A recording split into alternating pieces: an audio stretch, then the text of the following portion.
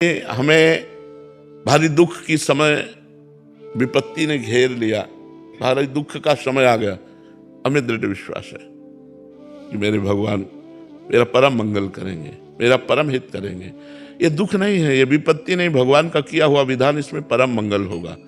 जैसे एक श्री दाम नाम के भगत थे, श्री दाम नाम था उनका। वो भगवान के परम भक्त थे और निष्काम भक्त थे। तो उनको पहले एक राज कर्मचारी के यहाँ नौकरी मिली। उनकी निष्कामता देखकर मंत्री जी ने अपने पास रख लिया और निष्कामता और प्रवीणता देखी तो बादशाह के सामने पेश कर दिया। तो बादशाह ने उनको निष्कामता के कारण ही खजांची बना दिया। अब वो इतने दयालु हृदय के थे, विश्वास की बात कहता हूँ, इतने दयालु हृदय के थे कि जैसे कोई आया और कहा श्री राम जी हमारी बेटी का ब्याह है तो खजाने से चुपचाप रुपया लेके दे देते। कोई बीमार है, कोई गरीब है, कोई भूखा है, ऐसे परेशान लोगों की वो सेवा करने लगे, खजानती थे। और ये बात काजी को पता चले तो वैसे ही वो जलता था कि इतने उच्च कोटि के पद पर बैठ गया। उसने तुरंत बादशाह से शिकायत की कि श्री राम आपके खजाने को आपकी बिना अनुमति के लोगों को बांट रहा है। उनको बुलाया गया तो अब झूठ तो बोलेंगे नहीं। तो उनका हुजूर हम किसी को दुखी नहीं देख सकते, इसलिए उनका अनुमति लेनी चाहिए। बात तो सही है, अनुमति लेनी चाहिए। तो आप अपराधी हो ना, अनुमति तो नहीं ली। तो उनका तो काजी से कहा तुम इसकी दंड विधान करो। तो उनका फांसी की सजा, वो तो जल ही रहा था, तुरंत फांसी की सजा। उनको विश्वास था भगवान परम मंगल भवन है, अमंगल होने ही नहीं दे सकते। अब बादशाह की तरफ से फांसी की सजा पास हो गई और उनको हथकड़ी बीड़ियों से जकड़ लिया गया और बद के स्थान के लिए ले जाने के लिए पहले उनको घुमाया गया बाजार से होते हुए कि अपराधी, इन्होंने ये अपराध किया इसलिए इनको फांसी की सजा। इधर उनको ले गए, इधर जो है एक झोली टांगे हुए श्याम वर्ण का 14 वर्ष का बालक आकर खड़ा हुआ और कहा सलाम हुजूर। देखा तो देखते ही आश्चर्यचकित हो गए, इतना सुंदर रूप। बोले कौन हो? तो बोले मैं श्री राम का नौकर हूं। कैसे आए हो?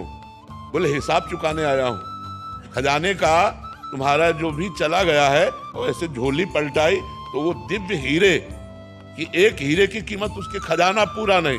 कहा ये सब रख लो और तुरंत मेरे मालिक को छोड़ दो। उसके होश खराब हो गए, नौकर में इतनी सामर्थ। और वो तुम्हारा नाम क्या है? उन्होंने कहा बिट्ठू। और इधर उनसे पूछा गया कि अब आखिरी तुम्हारी इच्छा क्या है?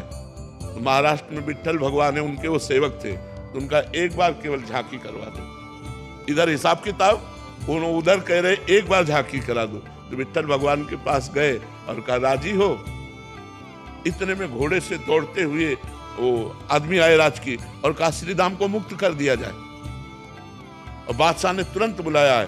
तो बादशाह ने बुलाया और कहा कि वो तुम्हारा नौकर वो हीरे डालकर पता नहीं कहां चला गया, मैं दोबारा देखना चाहता हूँ, एक बार उसका दीदार करना चाहता हूँ। तुम इतने धनी थे, हमें क्या पता कि हम तुम्हारे गुलाम बन सकते हैं, ऐसे हीरे तुम्हारे पास हैं, तुम्हारा नौकर लेकर के आया, तुम पहले क्यों नहीं बताया?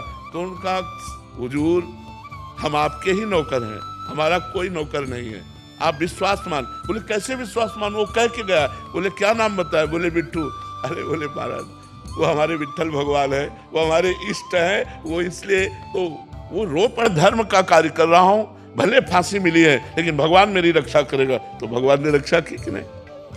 हमारी अंतिम स्थिति तक विश्वास नहीं टूटना चाहिए। एक सांसारिक गाने में भी है ऐसी शक्ति हमें देना दाता मन का विश्वास।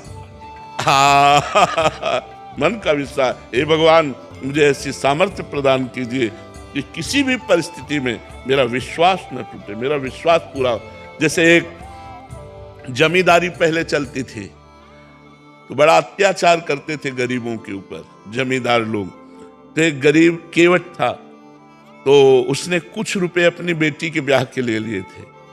तो साल 2 साल में मेहनत करके पैसा एकत्रित किया और जमींदार को दे दिया जाके, अपनी खेती से कमा के। जमींदार ने वो रुपया लिया और फाइल से नाम नहीं काटा, कर्जा का जो हिसाब था वो काटा नहीं।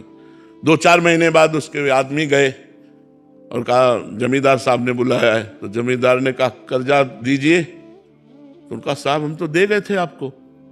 अरे बोले व्यर्थ की बात करते हो, हमारी कॉपी में वैसे लिखा, अभी कटा नहीं। बोले अब ना काटो तो आपकी बात, वैसे तो हम दे गए थे। अब वो जमींदार अपने हठ में, वो अपने हठ में, तो जमींदार ने रिपोर्ट कर दी और वो मुकदमा पहुंचा। जमींदार ने रजिस्टर पेश किया पूरा जीवन करते। अब वो गरीब आदमी, उसने कहा साहब हमने दे दिया है। तो बोले गवाही? तो उनका रघुनाथ जी अर्थात भगवान राम, तो उनका रघुनाथ जी। बोले अगली पेशी में रघुनाथ को लिवा के लाना। उसने कहा हाँ ठीक है। एकांत में गया और रोया कि हम गरीब आदमी हैं और हमारे परिवार का पोषण उसी खेती से होता है। प्रभु यदि आपने गवाही ना दी तो हमारा तो सब बर्बाद हो जाएगा, हमारी बात झूठी हो जाएगी। आप कहाँ नहीं हो?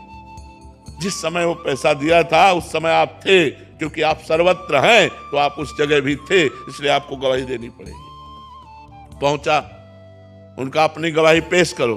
तो उनका बुला, उसका नाम रघुनाथ है। रघुनाथ हाजिर हो।